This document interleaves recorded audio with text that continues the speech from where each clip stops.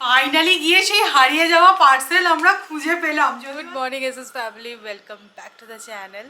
আমি জানি না তোজোর এই হ্যাবিটটাকে আমি ভালো হ্যাবিট বলবো না বাজে হ্যাবিট বলবো। ও কী করছে বলো তো, এখন 9:30-10টার মধ্যে ঘুমিয়ে পড়ছি। ম্যাক্সিমাম সময় ওরকমই ঘুমোতো, মানে 11টার মধ্যেও ঘুমিয়ে পড়তোই। এখন 9:30-10টার মধ্যে ঘুমাচ্ছি, আর কি হচ্ছে সকাল সকাল মানে 6টা 6:30টায় উঠে পড়ছে।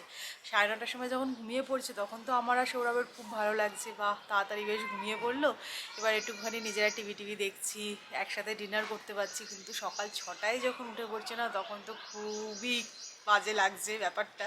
আর কিছুতেই ঘুমাবে না, মানে তখনও পুরো খেলার মুডে চলে আসছে। আর তখন তো আমাদের বারে একদম গভীর ঘুম। যাই হোক, আজকে আবার যুদ্ধ করেই 8টার সময় আবার ঘুম পাড়িয়েছি। এখনও আমাদের চা খাওয়া হয়নি। সৌরভ বললো তুমি বসো, আমি চা বানাচ্ছি। আজ সকাল সকাল সৌরভের হাতে চা খাওয়া।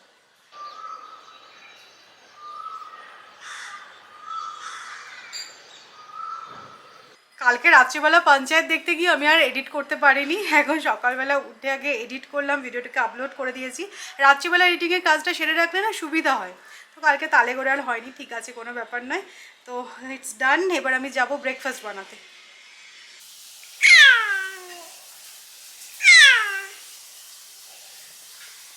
এটা কি ডাক তোজো? হ্যাঁ, আমাদের বাড়িতে তোজোর এটা এখন ফেভারিট সিট হয়েছে। এখানটা বসবে, বসে বাইরের দিকে তাকিয়ে কী সব বক বক করতে থাকে। এই যে তোজো, সবাইকে গুড মর্নিং বলে দাও। গুড মর্নিং বলে দাও সবাইকে, সবাইকে গুড মর্নিং বলে দাও। বলে হ্যাপি স্যাটারডে, হ্যাপি উইকেন্ড। পুরো নিজের মেজাজে থাকে এখানটা বসে।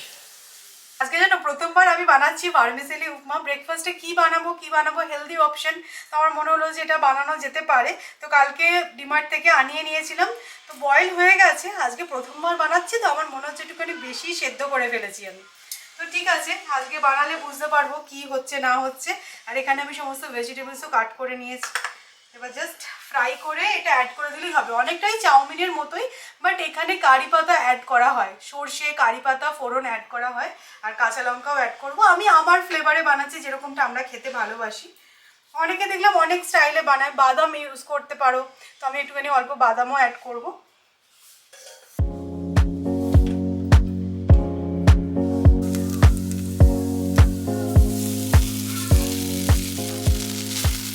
এখানে আমাদের ব্রেকফাস্ট বানানো চলছে, আর ওখানে মহারাজ ব্রেকফাস্ট করে একদম বহাল তবিয়াতে আছে। রাগি বানানা কিরকম লাগলো? একটু কি উপমা খাবে তুমি? সেও উপমা নাকি রাগি বানানা খেয়ে পেট ভরে গেছে? ভরেনি পেট, তুমি আঙুল খেয়ে যাচ্ছ।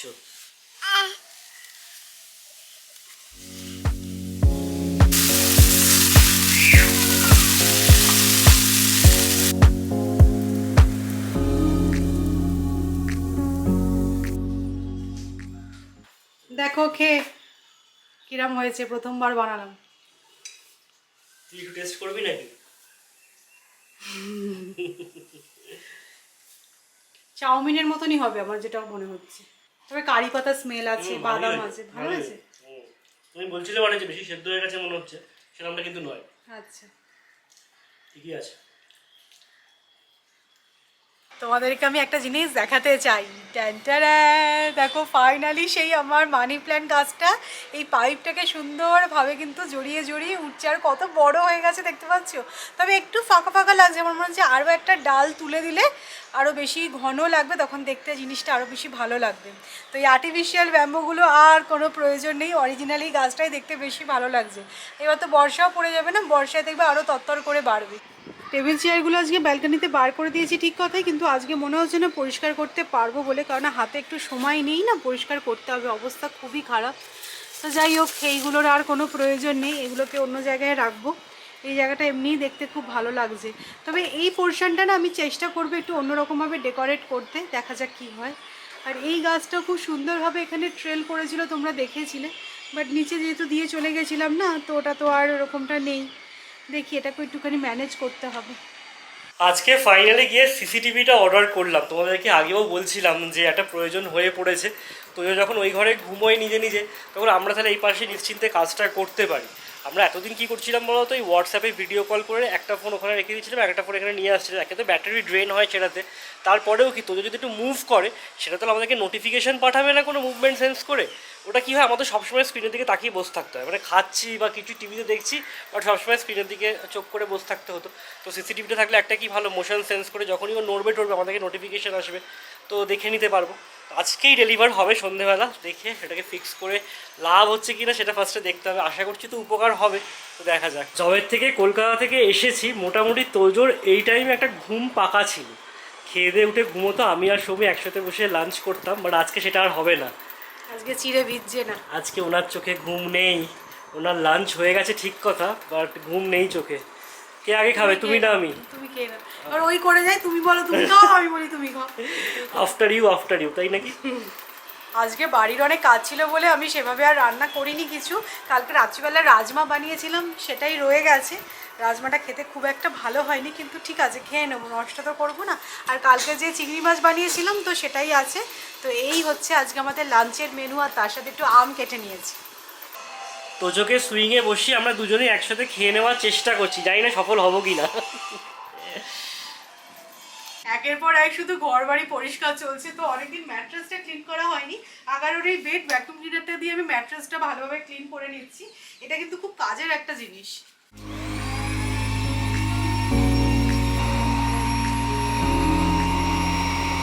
এটা দিয়ে যে শুধুমাত্র আমি বেড ভ্যাকুয়াম করি সেরকমটা নয়, আমি কিন্তু আমার সোফাও খুব ভালোভাবে ক্লিন করতে পারি। তো এটার লিঙ্ক আমি ডেসক্রিপশনে দিয়ে দেবো, তোমরা চেক আউট করতে পারো।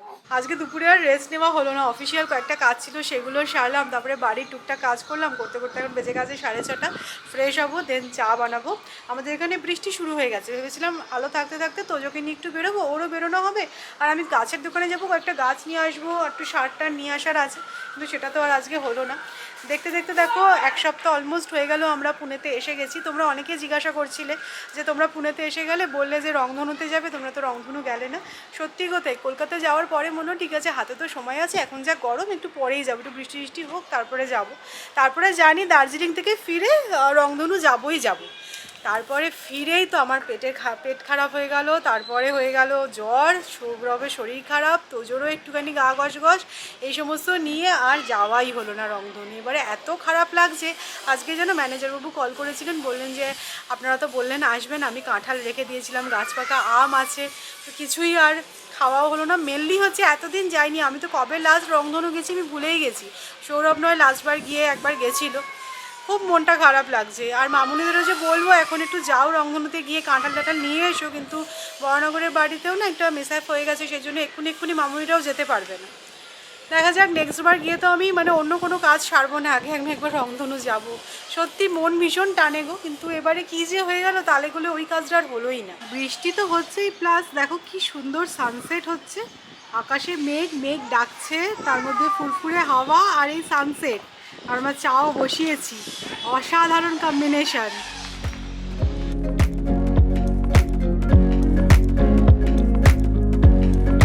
চাটা খেয়ে আমি এখন বেরোচ্ছি, যাচ্ছি একটা হারানো জিনিস উদ্ধার করতে।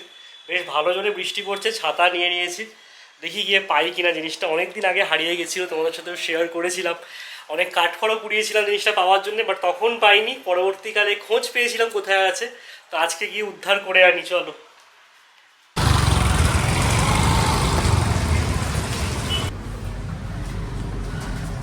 ফাইনালি দিদির পাঠানো সেই পার্সেলটা হাতে পেলাম। এটা অ্যাকচুয়ালি স্পিড পোস্ট দিদি পাঠিয়েছিল, আমাকে সাইন না করে, যে পোস্টম্যান ছিল তার ডেলিভার করার কথা ছিল না, বাট সে নেগলিজেন্স কি আর বলবো, পার্সেলটা ডেলিভার করে দিয়ে চলে গেছিলো অন্য একটা সোসাইটিতে।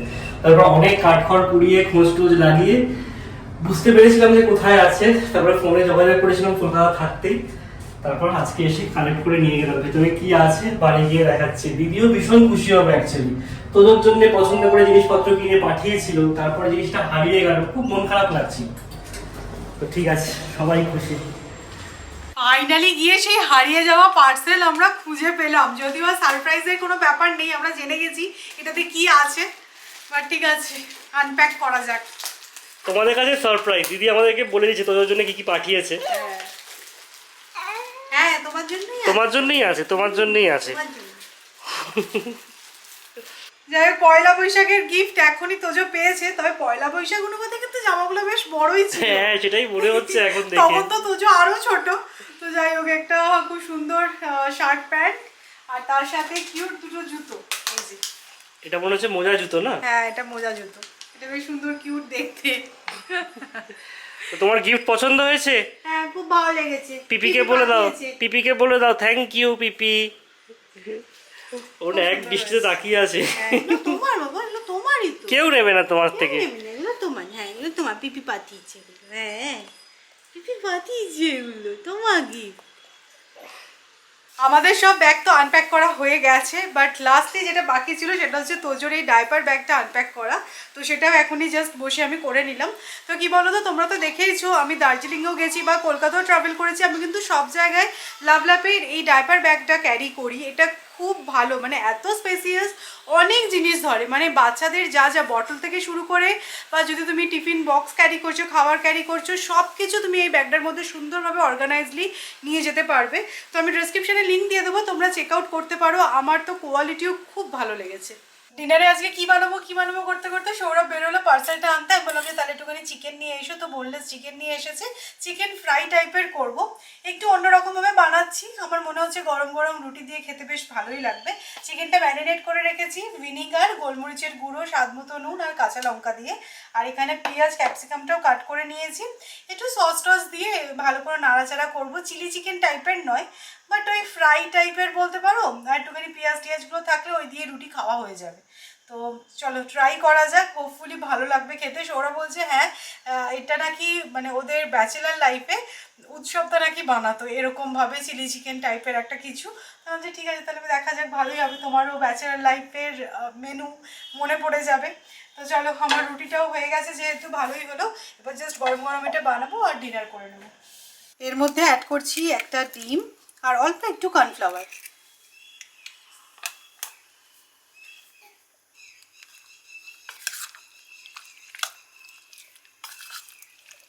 এবারে চিকেনগুলোকে ফ্রাই করে নেব।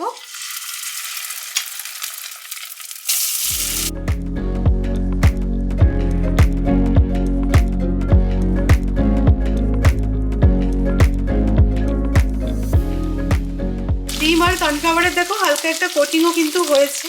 এবার এটা ভালো করে ফ্রাই করে নিচ্ছি। আর চিকেনগুলো না একটু ছোটো ছোটো পিস করেই কাট করেছি আমি, তাহলে ভাজতে সুবিধা হবে আর তাড়াতাড়ি সেদ্ধও হয়ে যাবে। হালকা লাল লাল ফ্রাই হলে এর মধ্যে আমি অ্যাড করে দেবো প্রথমে রসুন কুচোনো, আর দেখো ক্যাপসিকাম আর পেঁয়াজও আমি কাট করে রেখেছি, এটাও অ্যাড করে দেবো। চিকেন ভেজে আবার আলাদা করে তুলে রাখার দরকার নেই।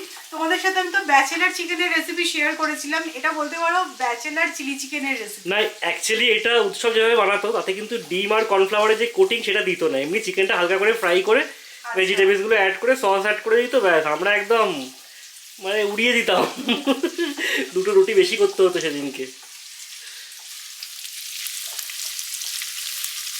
তো এই যে দেখো সব কিছুই ভালো করে কিন্তু ফ্রাই করা হয়ে গেছে, আর ফ্রাই করতে করতে কিন্তু চিকেনের পিসগুলো সুন্দরভাবে সেদ্ধ হয়ে গেছে।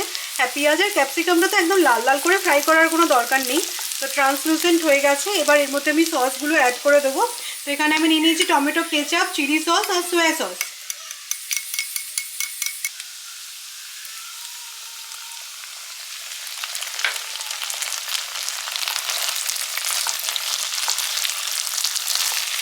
এটা তো সিলেবাসে ছিল না, বাট সৌরভ বললো যে যখন আছে শেজওয়ান চাটনিও একটুখানি অ্যাড করে দাও, ভালো লাগবে খেতে, বেশ ঝাল ঝাল হবে। হ্যাঁ আজকে আমরা এটা রুটি দিয়ে খাবো বলে আমি অল্প একটু জল অ্যাড করব, বাট কেউ যদি মনে করো অ্যাজ আ স্টার্টার এটা বানাবে তাহলে কিন্তু জল অ্যাড করো না। এটা খেতে জাস্ট ফাটাফাটি হয়েছে, আমি তো টেস্ট করে দেখলাম, দারুণ হয়েছে। আজকে অনেকদিন পর তোমাদের সাথে একটা রেসিপি শেয়ার করলাম। অবশ্যই কিন্তু এই ব্যাচেলার চিলি চিকেনের রেসিপিটা ট্রাই করে দেখতে পারো, খুব ভালো লাগবে। আর একদম শর্টে দেখতে পেলে হয়েও গেল। তোজোর জন্য যে সিসিটিভি ক্যামেরাটা অর্ডার করেছিলাম জাস্ট ডেলিভার হলো। তো এখানে মোশন সেন্সর আছে, সেটা তো দেখেই আমি অর্ডার করেছিলাম, বাট আর একটা স্পেশাল ফিচার আছে যেটা আমি লক্ষ্য করিনি। তো বক্সে দেখছি লেখা আছে, সেটা হচ্ছে কি বেবি ক্রাইং ডিটেকশন। তো কতটা কাজে দেবে আমি জানি না, বাট হ্যাঁ ঠিক আছে, এটা একটা ভালো ফিচার। তো আমি এখন ওটাকে সেট আপ করবো। এই সমস্ত মেনু থাকলে না সৌরভের একটু তাড়াতাড়ি খিদে পেয়ে যায়। না না, 10:30 বেজে গেছে। 10:30টাই বেজেছে। অনেকদিন বাদে আমি একটা কোনো রেসিপির রিভিউ দিতে বসেছি। আমিও অনেকদিন পর একটা রেসিপি শেয়ারও করলাম। চিলি চিকেনের মতোই খেতে লাগছে, কিন্তু আচ্ছা, কোনো ডিফারেন্স বোঝা যাচ্ছে না যে শর্টে বানানো।